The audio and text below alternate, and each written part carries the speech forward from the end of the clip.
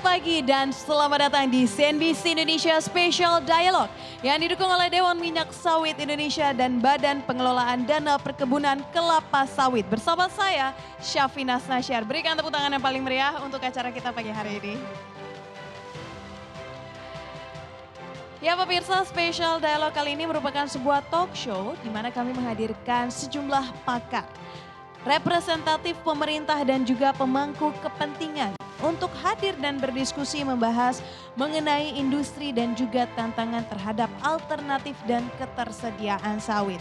Special Dialogue kita hari ini juga bertemakan menggapai sawit tetap jadi andalan Indonesia saat dunia penuh ketidakpastian. Jadi nanti kita akan membahas apa saja yang menjadi tantangan serta peluang dari sawit Indonesia ke depannya.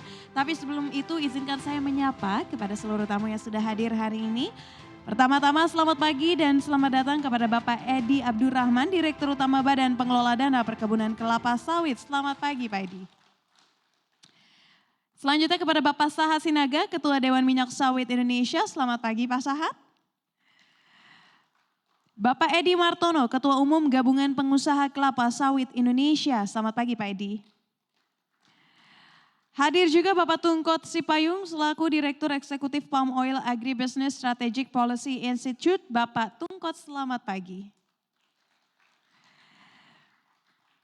Bapak Sadino, Ahli Hukum Sawit dan Perhutanan. Selamat pagi Pak Sadino. Selanjutnya kami ucapkan selamat pagi juga terhadap seluruh jajaran direksi CNBC Indonesia dan tamu undangan dari asosiasi dan juga mahasiswa. Boleh sekali lagi berikan tepuk tangan. Terima kasih sudah hadir di Special Dialogue CNBC Indonesia. Dan nanti pemirsa di akhir acara kita juga akan dengarkan closing remarks yang disampaikan oleh Bapak Erlangga Hartarto selaku Menteri Koordinator Bidang Perekonomian yang akan diwakilkan oleh Ibu Musdalifah Mahmud selaku Deputi Bidang Koordinasi Pangan dan Agribisnis Kementerian Koordinator Bidang Perekonomian Republik Indonesia. Jadi diharapkan pemirsa bisa menyaksikan Special Dialog ini hingga usai nanti. Dan sebelum kita masuk ke sesi diskusi, mari kita saksikan tayangan berikut ini.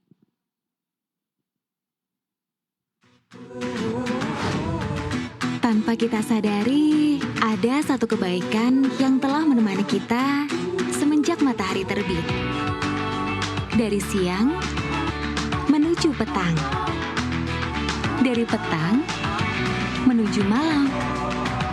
Tahukah kamu dari mana kebaikan itu berasal? Dari sini. 24 Hours of Goodness. Itu dia tadi sudah kita saksikan ya, beragam bentuk olahan sawit yang ada di aspek kehidupan kita sehari-hari.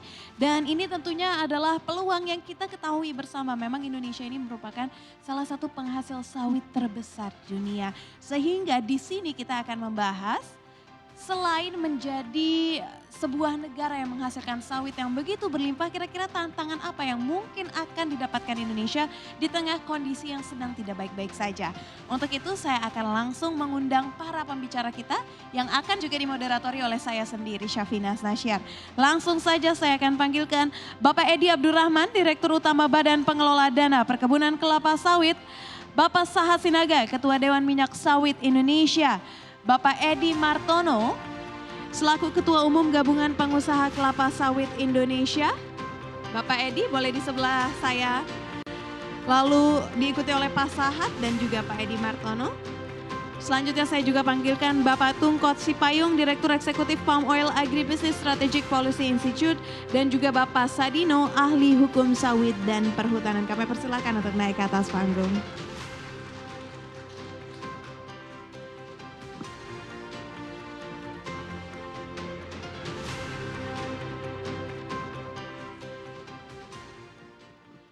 Sudah hadir semua narasumber saya mau ucapkan selamat pagi dulu. Boleh saya tahu kabarnya terlebih dahulu Pak? Apa kabarnya semua Pak? Kabar baik, sehat, sudah siap untuk berdiskusi ya Pak ya?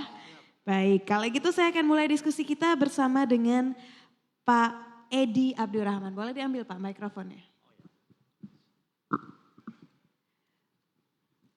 Pak Edi, di dialog kita kali ini kita akan membahas tantangan dan juga peluang. Tapi sebelum kita membahas lebih jauh terkait itu, boleh informasikan seperti apa sebenarnya Pak gambaran dukungan permodalan yang dihimpun oleh BPDPKS dalam pengembangan industri sawit, terutama untuk membangun sawit yang berkelanjutan. Silahkan Pak Edi. Oke, terima kasih Mbak. Jadi begini, sebelumnya saya ingin sampaikan terlebih dahulu apa itu BPDPKS. Ya. BPDPKS ini adalah Badan Pengelola Dana Perkebunan Kelapa Sawit ya, yang dibentuk pada tahun 2015 berdasarkan Peraturan Presiden nomor 61 tahun 2015. Nah, salah satu tugas atau tugas utama dari BPDPKS berdasarkan Peraturan Presiden tersebut adalah untuk menjalankan program-program pengembangan sawit berkelanjutan. Nah, untuk dapat menjalankan program-program tersebut diperlukan suatu pendanaan, ya, suatu pendanaan yang berdasarkan Peraturan Presiden nomor 61 tahun 2015 tersebut juga diberikan kewenangan kepada BPDPKS untuk menghimpun dana yang khususnya berasal dari pungutan ekspor. Ya, artinya dari setiap kegiatan eksportasi CPO dan produk-produk turunannya itu dikenakan pungutan ekspor atau export levy.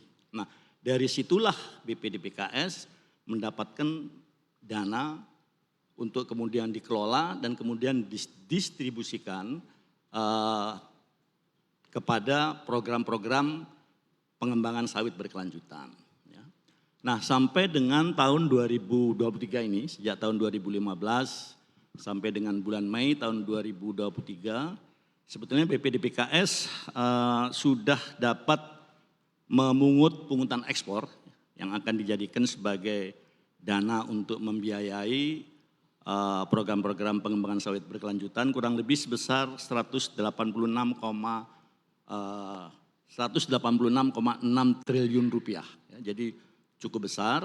Nah, kemudian dari dana tersebut kita kelola, ya, kita gunakan untuk mendanai program-program pengembangan sawit berkelanjutan. Oke, berarti bisa kita nyatakan itu sebagai dana sawit yang didapatkan dari pungutan ekspor sebesar 186,6 triliun rupiah. Nah, dana yang didapatkan ini Pak realisasinya seperti apa dan penggunaannya terbagi menjadi apa? Tadi kan Bapak bilang untuk pengembangan sawit. Nah, pengembangan sawit ini macamnya seperti apa? Silakan Pak. Jadi dari dana-dana yang kita himpun tadi, ya, kemudian kita distribusikan untuk membiayai beberapa program yang dinyatakan di dalam peraturan presiden tersebut. Seperti yang pertama misalnya program peremajaan sawit rakyat. Program peremajaan sawit rakyat ini merupakan suatu program untuk merbajakan tanaman-tanaman sawit, perkebunan sawit rakyat yang sudah dianggap tidak produktif ya, disebabkan karena usianya atau umurnya sudah melebihi 25 tahun atau bahkan dulunya ditanam dari bibit-bibit yang illegitim ya. Nah, tujuannya adalah untuk meningkatkan produktivitas, ya, untuk meningkatkan produktivitas dengan menggunakan bibit-bibit yang legitim nantinya dan juga dikelola ya, perkebunan tersebut dikelola berdasarkan praktek-praktek perkebunan yang baik ya. Sampai dengan saat ini ya BPDPKS itu sudah menyalurkan dana untuk program peremajaan sawit rakyat ini kurang lebih sebesar 7,78 triliun. Untuk mendanai pelaksanaan peremajaan sawit rakyat seluas 282.409 hektar ya, yang melibatkan kurang lebih sebesar 124.152 pekebun yang ini tersebar di 21 provinsi. Itu yang pertama. Kemudian yang kedua, kita juga mendanai ya, pengadaan penyediaan sarana dan prasarana di perkebunan sawit rakyat. Ya. Ini program ini terdiri dari beberapa hal pengadaan, yaitu misalnya pengadaan bibit, pengadaan pupuk, pestisida, alat-alat mekanisasi pertanian, penyediaan infrastruktur di perkebunan sawit rakyat, ya, dan lain sebagainya. Ya. Yang tujuannya juga itu tadi, meningkatkan produksi, produktivitas dan kualitas atau mutu dari perkebunan sawit rakyat ini tadi.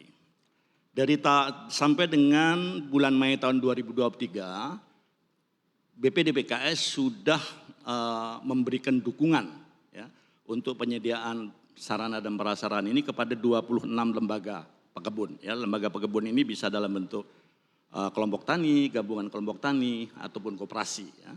Sedangkan dana yang disalurkan sampai dengan saat ini sudah mencapai 72,3 miliar rupiah. Itu program yang kedua. Yang ketiga adalah pengembangan SDM. Ya. Jadi BPDPKS juga ditugaskan untuk melakukan program pengembangan SDM dalam bentuk pelatihan, penyuluhan kepada para pekebun sawit rakyat, dan juga pendidikan. Ya, dalam pendidikan. Nah, pendidikan ini kita berikan kepada keluarga pekebun, ya, kepada keluarga pekebun, anak-anaknya dan lain sebagainya. Ya, itu dalam bentuk dukungan beasiswa. Ya, jadi mereka bisa melanjutkan pendidikan ya, di dalam tingkatan akademi, vokasional itu di tingkatan D1, diploma 1, diploma 2, dan bahkan sekarang kita tingkatkan ke strata 1 ya. Kita berikan beasiswa, tujuannya adalah bagaimana para pekebun sawit rakyat ini tadi itu bisa meningkat kemampuannya, know-how-nya, keterampilannya, skill-nya ya, sehingga dia bisa mengelola perkebunannya itu dengan baik ya, sesuai dengan praktek perkebunan yang baik, sehingga dia bisa setara nantinya dengan perkebunan sawit swasta maupun perkebunan negara. Ya. Nah, untuk pengembangan SDM,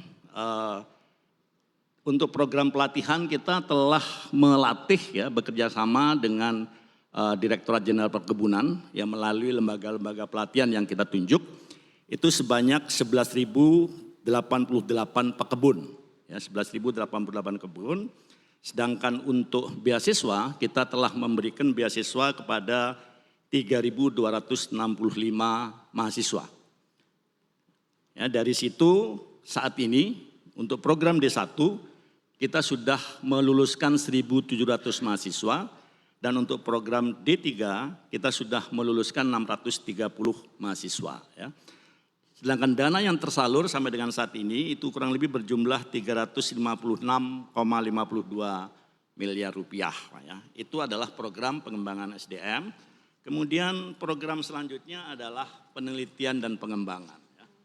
BPDPKS juga diamanahkan untuk memberikan dukungan pelaksanaan riset, ya, research in development, penelitian dan pengembangan ini. Kita bekerja sama dengan lembaga-lembaga penelitian, apakah itu universitas, lembaga-lembaga penelitian dan lain sebagainya. Sampai dengan saat ini kita sudah menyalurkan kurang lebih sebesar 519,67 miliar rupiah. Ya. Yang ini untuk mendanai sampai dengan saat ini 293 penelitian yang dilaksanakan oleh 78 lembaga penelitian ya, yang melibatkan 950 peneliti. Ya.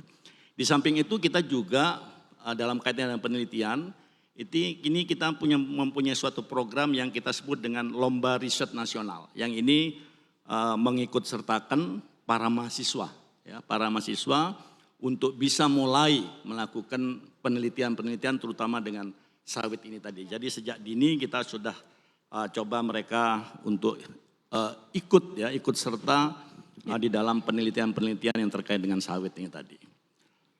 Dari hasil penelitian yang 293 tadi, 243 penelitian itu sudah dipublikasikan, kemudian ada 5 yang dibukukan, dan 50 penelitian sudah dipatenkan. Ya. Dan yang terakhir, ini terkait dengan insentif biodiesel. Ya, artinya BPDPKS juga diamanahkan untuk memberikan dukungan di dalam pengembangan, ya, penyediaan dan pemanfaatan bahan bakar nabati dalam bentuk biodiesel. Ya, biodiesel ini atau dikenal dengan FAME itu berasal dari sawit seluruhnya yang nanti akan dijadikan sebagai pencampur di mix dengan solar sehingga nanti menjadi bahan bakar yang kita sebut dengan biodiesel. Ya. Sampai dengan ini yang paling besar, Pak, yang paling besar dana yang disalurkan oleh BPDPKS. Mengapa demikian? Ini disebabkan karena BPDPKS itu diamanahkan untuk menanggung atau membayar selisih harga, ya, selisih harga antara harga biodiesel dengan harga solar. Ya. Nah, sekarang ini memang harga sawit, ya, yang untuk membuat biodiesel itu tadi relatif lebih tinggi daripada solar, ya, sehingga selalu ada gap untuk itu. Inilah yang kita tutup ya. Nah, sampai dengan saat ini itu kita setelah mendanai penyaluran biodiesel ini sejumlah 48,19 juta kiloliter. Ya. Dengan jumlah dana yang tersalur kalau lebih sebesar 146,56 triliun rupiah. Ya. Jadi memang belanja yang terbesar dari BPDPKS ini adalah untuk membiayai biodiesel yang tadi. Tapi ini kalau kita lihat nanti mungkin bisa kita diskusikan mengapa demikian, ini manfaatnya begitu besar ya, begitu banyak. Yang terakhir adalah promosi ya. Kita juga ditugaskan untuk memberikan dukungan dalam kegiatan-kegiatan promosi ya, terutama untuk kampanye-kampanye positif dari sawit itu baik di domestik maupun di internasional ya. Ini kita lakukan kegiatan-kegiatan ini melalui kegiatan pameran misalnya, konferensi-konferensi yang terikat dengan sawit, sosialisasi seperti FGD, seminar, talk show, termasuk juga kegiatan seperti pagi hari ini adalah juga merupakan suatu agenda promosi dari kita. Di samping itu juga kita memberikan dukungan litigasi ya. Litigasi khususnya terhadap kegiatan-kegiatan gugatan-gugatan yang kita ajukan kepada lembaga-lembaga arbitrase internasional seperti WTO misalnya terkait dengan perlakuan diskriminasi terhadap sawit Indonesia di perdagangan internasional. Ya, baik Pak. Berarti ada peremajaan sawit rakyat, pengadaan sarana dan prasarana, pengembangan SDM, penelitian, insentif, lalu ada pembiayaan insentif biodiesel tadi, promosi dan juga mitigasi. Saya akan kaitkan ini ke Pak Sahat. Pak Sahat, melihat apa yang sudah dilakukan oleh BPDPKS untuk mengembangkan sawit begitu banyak sekali Pak programnya, bahkan dana dari pungutan ekspor yang digunakan untuk perkembangan sawit ini mencapai 186,6 triliun rupiah. Sebenarnya apa yang bisa kita lakukan Pak untuk sawit agar paling tidak setidaknya ini tidak senasib sama seperti dengan karet. Perlu atau tidak Pak adanya lembaga khusus untuk menangani komoditas pertanian? Silahkan Pak Sahat. Terima kasih Mbak Safira. Menjawab terakhir itu saya kira itu sangat perlu membentuk suatu badan yang khusus dan juga bertindak sebagai regulator dalam arti untuk menjalankan bisnis sawit ini. Kenapa kita perlukan badan itu? Supaya konflik of interest ekosektoral daripada berbagai pihak regulator bisa diminimalisir di situ. Kenapa? Saya kira kita mengalami sejarah karet lah. Karet waktu perang Korea itu harganya sampai 8,5 sampai $9 per kilogram. Nah demikian tingginya harga itu jadi racun. Apa yang terjadi? Itu ahli-ahli kimia mengembangkan teknologi menjadikan karet sintetis. Karena marginnya demikian besar. Dengan demikian apa yang terjadi ya karet kita terpuruk. Seperti sekarang ini. Dan kita harapkan ini jangan sampai terjadi di sawit. Karena saya pribadi melihat itu berbahaya kalau harga sawit kita itu tinggi. Dan itu sudah mulai ada beberapa ahli-ahli mencoba untuk membuat genetika ataupun dalam arti kata chemical technology untuk mengembangkan itu. Dan oleh karena itu saya pikir dan saya rasakan karena saya dalam berkecimpung di sawit ini udah hampir 50 tahun. Jadi mulai dulu peer trans dan lain-lain jadi saya lihat perkembangannya. Nah dalam konteks pertanyaan Bu Safira tadi dari BPDP saya melihat itu masih kurang. Dana itu masih kurang besar harusnya. Ya. Karena apa? Saya dengan beberapa kawan dari Maksi itu melihat kita harus mereposisi minyak sawit kita dari level yang loyang menjadi emas. Sekarang dengan teknologi barat yang harusnya emas dijadikan loyang. Nah ini harus kita, kenapa saya bilang begitu? Kita lihat ya, kalau nutrisi yang tertinggi di dalam jenis minyak yang paling tinggi itu sawit. Dan saya pribadi sangat tidak setuju kalau minyak sawit itu jadikan minyak goreng. Kenapa? Kita buang-buang nutrisi yang tinggi itu. Kalau dia untuk tumis-tumis salad dressing itu bagus. Maka coba kita cari minyak lain. Saya cenderung mengusulkan fraksi beratnya itulah menjadi minyak goreng. Fraksi ringannya itu menjadi suplemen. Karena jangan lupa, stunting di Republik kita ini 30%. Yang kerdil-kerdil, jumlah sel otaknya pun kurang. Nah, dengan menggunakan sawit yang karotinnya tinggi, tocopherolnya, vitaminnya itu tinggi, maka tingkat intelijensia kita dan fisik kita itu, dan saya yakin biaya BPJS akan turun. Karena mereka lebih sehat. Kira-kira gitulah. Jadi dalam konteks ini, kalaulah research kita itu demikian difokuskan, ada di satu badan tadi, jadi nggak perlu kemana-mana sendiri, dan BPDPKS adalah bagian daripada badan itu tentunya, supaya bisa berjalan sendiri. Kira-kira gitu yang kita usul. Kebetulan ada Bapak dari Komisi anggota DPR kurasa yang hadir. Ya. Ini perlu juga menjadi satu masukan, supaya sawit kita ini bisa lebih berkembang dengan baik. Kira-kira begitu. Iya, baik. Terima kasih banyak Pak Sahat. Jadi perlu ya adanya lembaga yang menangani komoditas pertanian dan nantinya BPDPKS akan berada di dalam lembaga tersebut. Saya ingin ke Pak Edi Martono. Pak Edi, kalau tadi menurut Pak Sahat apapun dana yang saat ini dimiliki oleh BPDPKS itu sebenarnya masih kurang. Lalu program yang dilakukan ini juga masih perlu banyak improvement. Terlepas dari ini semua Pak, sebagai pelaku usaha, bagaimana melihat potensi sawit ini Pak? Programnya sudah banyak, dana yang digelontorkan untuk mengembangkan sawit udah banyak. Tapi kan ketidakpastian global membuat sawit ini jadi tanda tanya juga potensinya. Bagaimana Pak Edi Martono? Silakan. Baik, terima kasih. Jadi memang sekarang kalau kita lihat, kita mesti harusnya prihatin. Kenapa prihatin? Karena kita melihat 4 tahun sebelum ini itu produksi kita lihat dari 2018, itu stagnan, bahkan kecenderungannya adalah sudah menurun. Nah, sedangkan konsumsi kita itu setiap tahun kita naik. Dan kita tahun lalu itu konsumsi kita sudah 21 juta ton, dari produksi kita 52 juta ton. Sementara ekspor kita juga terjadi penurunan. Sebelum di 2018, 2017, 2018. Kemudian di 2021 setelah COVID itu turun, 2022 naik sedikit.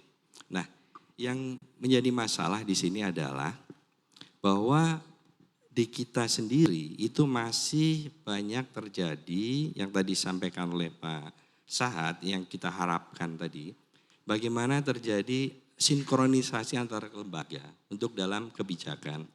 Jangan sampai kebijakan-kebijakan ini banyak terjadi tumpang tindih sehingga justru menyulitkan kita sendiri dalam satu tadi, mempertahankan saja kita juga harus mempertahankan. Tetapi tidak mungkin mempertahankan, kita harus bisa justru menaikkan produktivitas, kan begitu. Nah ini semua harus terlibat, tidak bisa hanya dibebankan kepada pelaku usaha. Di sini pembuat kebijakan harus terlibat aktif, artinya bahwa kebijakan itu harus sinkron. Nah itu yang pendekatan kita sebagai pelaku usaha, bahwa kita masih merasakan ada kebijakan yang tidak sinkron. Nah kalau kita lihat dari data yang ada ditayangkan itu, coba kita lihat, kita ini ekspor kita tahun 2022 itu adalah memecahkan sejarah terbesar. Yaitu secara nilai itu adalah 39,07 miliar US dollar. Tetapi jangan salah, itu karena harga minyak sawit waktu itu cukup bagus, minyak nabati cukup bagus. Tetapi kalau dari segi ekspornya, sebenarnya kalau kita lihat justru tidak terlalu besar, kan begitu. Nah artinya tidak dibandingkan 2017, 2018 lebih rendah. Nah ini, jadi inilah yang menjadi keprihatinan kita, yang mesti sama-sama kita bersama, jangan sampai nanti justru terjadi penurunan yang tadi disampaikan oleh Pak Sahat. sejarah karet akan terulang di sawit. Itu Mbak Safina. Berarti kan nih Pak, sentimennya nih tidak hanya dari luar, pelemahan ekonomi, kampanye negatif, tetapi juga ada sentimen dari dalam negeri sendiri yaitu sinkronisasi antar lembaga. Betul, betul. Apa Ya. yang bisa dilakukan Pak jadinya? Saya sebenarnya sepakat tadi yang sampaikan Pak Sahat bahwa kita perlu badan lah untuk mengatur ini. Supaya menjadi satu bahasa, supaya pelaku usaha lebih mendapatkan kepastian berusahanya gitu. Jadi lebih seperti itu. Nah memang contoh yang dari bukan hanya dari dalam ini, dari luar. Sekarang kalau kita lihat ekspor kita ini agak turun, permintaan agak turun. Kenapa demikian? Selain masalah ekonomi global, tetapi di satu sisi dengan pengalaman kemarin kita melakukan stop ekspor, akhirnya si negara-negara yang biasa mengimpor sawit dari Indonesia, mereka akan berusaha bagaimana melepaskan ketergantungan itu. Sehingga kalau saya lihat data dari Oil World, itu ternyata terjadi peningkatan terus penanaman minyak nabati non sawit. Nah ini artinya apa? Mereka berusaha bagaimana menghilangkan ketergantungan. Nah ujung-ujungnya apa? Akhirnya kita sendiri yang kesulitan. Pasar kita jadi turun. Nah itulah yang jangan sampai terjadi seperti itu. Begitu Mbak Safina. Oke, baik. Terima kasih Pak Edi Martono. Saya ingin lanjutkan ke Pak Tungkot. Pak Tungkot, tadi kita membahas bahwa perlu adanya sinkronisasi lembaga. Tapi saya ingin kembali lagi ke dana sawit ini yang memang digunakan yang datang dari pungutan ekspor. Seperti yang tadi Pak Edi Abdurrahman sampaikan. Mungkin atau tidak Pak, bea keluar sawit juga bisa digunakan khusus untuk sawit. Saya punya datanya di mana penetapan bea keluar dan tarif Badan Layanan Umum BPDPKS atau yang disebut pungutan ekspor ini periode 1 sampai dengan 15 Juni 2023 berada di 811,68 US dollar. Dan ini turun dari periode 16 sampai dengan 31 Mei 2023. Apakah bisa digunakan atau tidak? Silakan. Pak Tunggu. Baik, Mbak. Terima kasih. Jadi salah satu kebijakan di industri sawit kita itu adalah pungutan ekspor dan bea keluar.